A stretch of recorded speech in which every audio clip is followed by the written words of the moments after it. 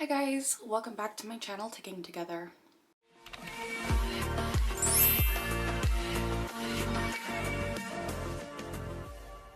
Ugh. As always, the goal of this channel is to provide education about and to raise awareness as to what it's like living with Tourette syndrome. Ugh. In today's video, I wanted to address why Tourette syndrome is not a joke, why it is not some cute, quirky trend, and how it was like for me being diagnosed with Tourette syndrome at the age of 12.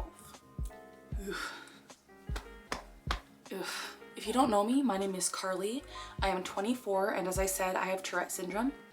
I have been professionally diagnosed. I am on 3 medications a day for my Tourette's, 2 of which are antipsychotics, which are actually very, very hard drugs. They're not fun to be on. Living with Tourette's has been a massive challenge for me, and it's been a real big struggle.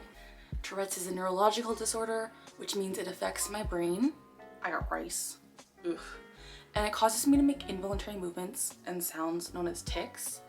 And so these things I'm doing in this video that are not normal, those are tics, and they're mostly involuntary, which means I can't normally control them unless I'm suppressing, which is another story. Ugh.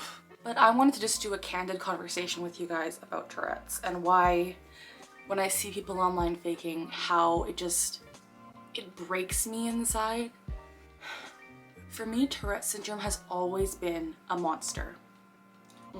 From a young age, I have always said Tourette's is my monster, it's my puppeteer, it's my evil thing, it's my alter ego, like it's this thing that isn't me. And so the best way to describe it in kind of a way for you guys to understand is that imagine a puppeteer who has a puppet, like a marionette on strings, and that puppeteer is just gone absolutely haywire and is pulling the strings of the puppet and just not paying any attention to the puppet, is making the puppet do things that this puppet does not want to be doing. This puppet is not in control of their own movements. There is some higher thing up there that is moving them around and making them say things that they don't want to say. This is exactly what Tourette's was like to me when I was first diagnosed at 12.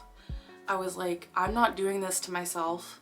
I don't know who is doing this to me, but I genuinely believed there was like some puppeteer in my brain that was pulling on these strings and making me do these things that were painful and uncomfortable and embarrassing.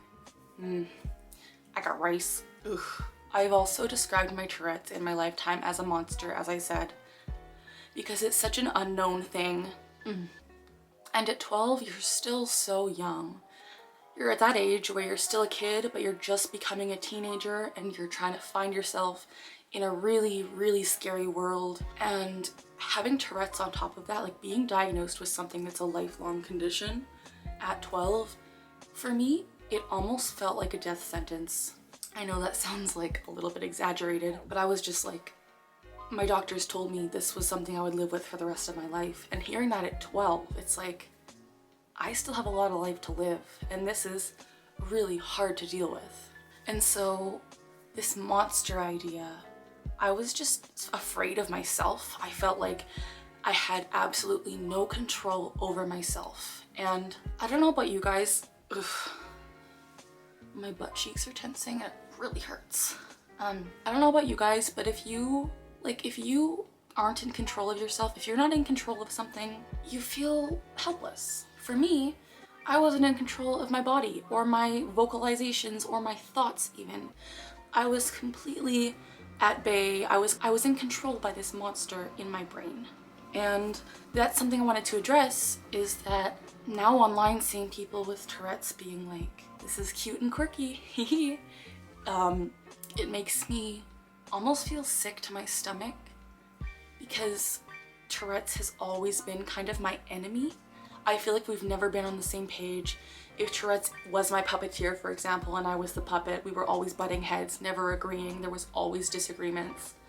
There were literally times when I would be flailing my arms and legs so much that I would lie on my bed on my stomach with my arms outstretched at my sides and my legs outstretched, and I would beg my parents to literally restrain me and hold me down for about half an hour.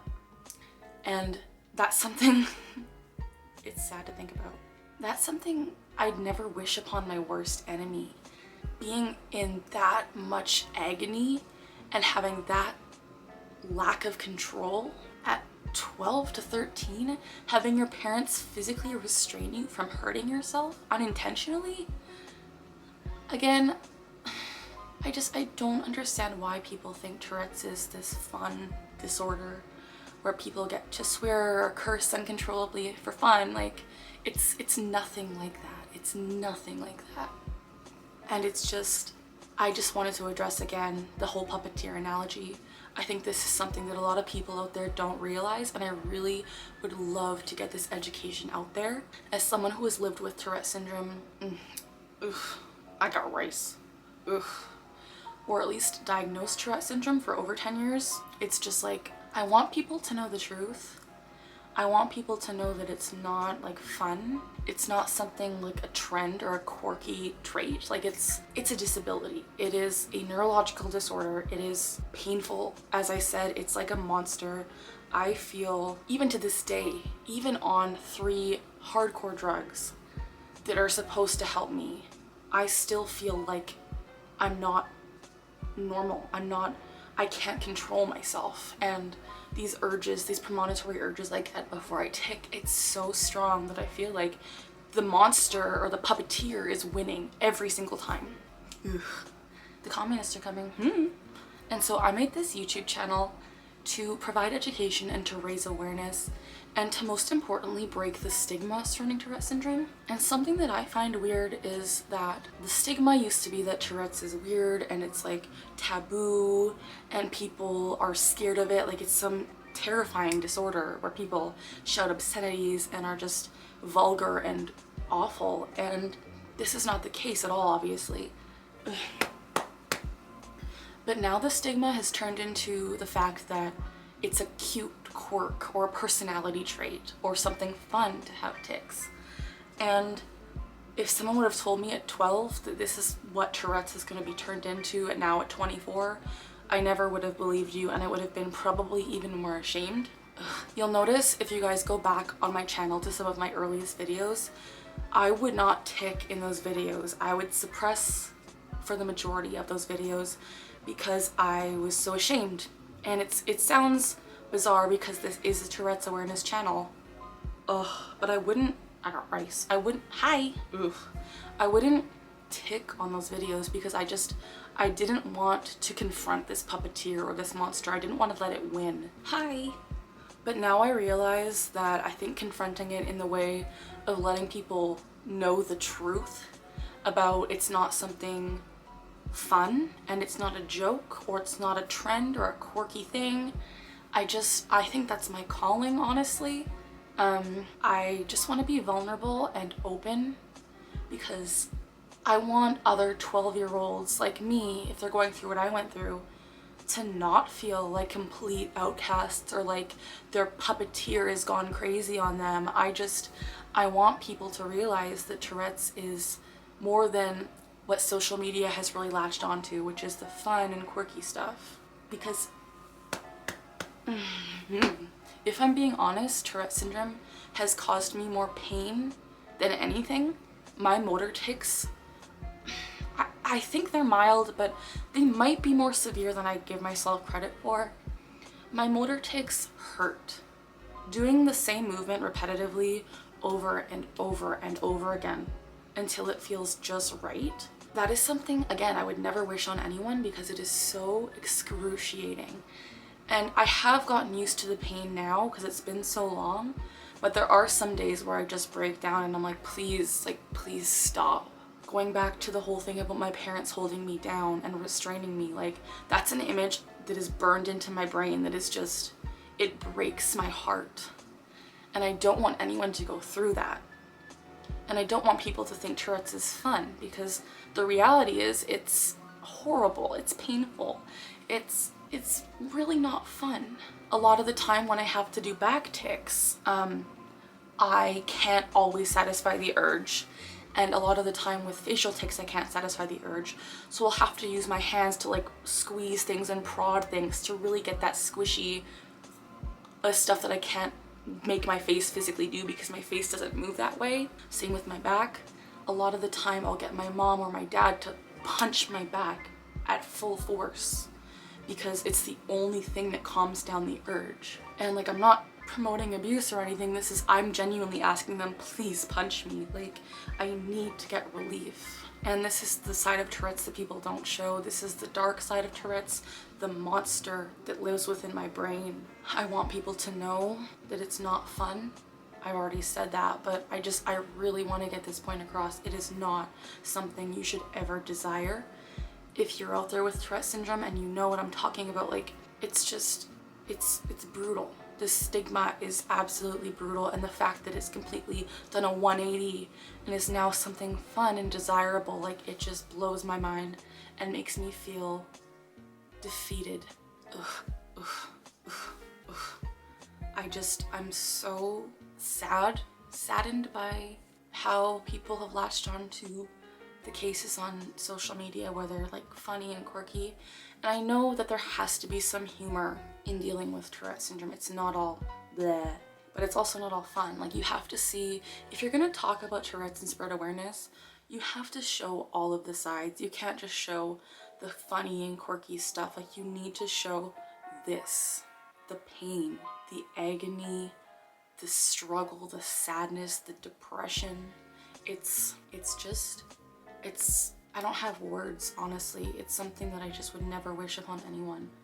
And I hope that you watching this video realize that Tourette's is so much more than what you may even think it is. It's so much more than anyone without Tourette's will realize. Like, it's so draining, it is hard, and it is not desirable. Again, in what world, I say this all the time, but in what world would you desire a neurological disorder? Would you fake a neurological disorder? In what world? I would love to be able to flick a switch and turn off my tics, because then I would feel not in complete pain all the time.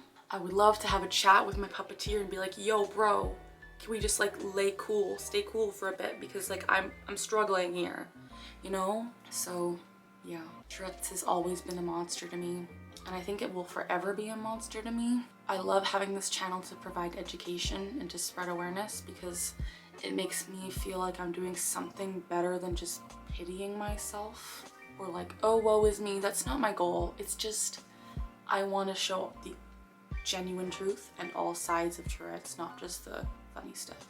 If you guys like this video, I would be really appreciative if you would give it a thumbs up. I love hearing from you guys as well. So if you would leave a comment down below, I got rice, saying hi, telling me what you want to see in future videos, or letting me know if this resonates with you, if you understand what I'm saying, or if the puppeteer analogy makes sense. I would love to hear from you and start a genuine conversation in the comments. If you guys would be so kind, I would also love it if you would subscribe to this channel and ring that notification bell to stay tuned to all of my content. I post about Tourette syndrome awareness, neurodiversity, and some of my life stories of living with Tourette's for over 10 years. As I said, I feel like I want to get the education out there that people really need to see, and not just the stuff that society has decided is trendy. Thank you for watching. As always, I got rice. As always, we're learning together, we're laughing together, and we're ticking together. Have a good night.